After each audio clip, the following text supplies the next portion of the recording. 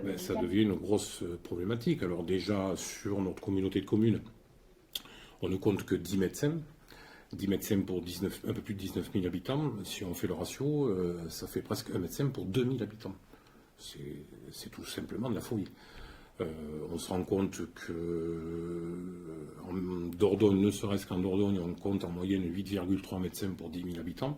Là, on a un ratio à 4, quelque chose pour le même nombre d'habitants, c'est-à-dire la moitié de ce qu'il y a en Dordogne. Je parle bien de la Dordogne, parce que si on va chercher ne serait-ce que la Nouvelle-Aquitaine, je crois que c'est autour des 11 médecins pour 10 000 habitants. Voilà, donc ça devient une catastrophe. Donc les médecins astériens, alors les médecins sont sur Saint-Astier, commune voisine, ou sur Neuvic, et ils ne veulent plus prendre de patients. Ils sont déjà, eux, surbookés. Donc il est hors de question pour eux de prendre les patients de Saint-Léonais qu'avait notre médecin, Madame Le Golvan. Il y a combien d'habitants ici? À Saint-Léon, il y a 2027 habitants.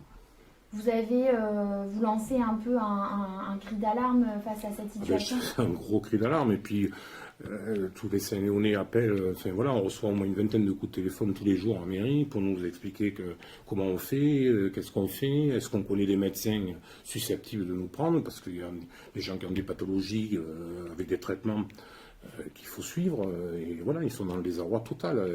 Et je les comprends, hein, et c'est pour ça que j'essaie de trouver des solutions à ce problème.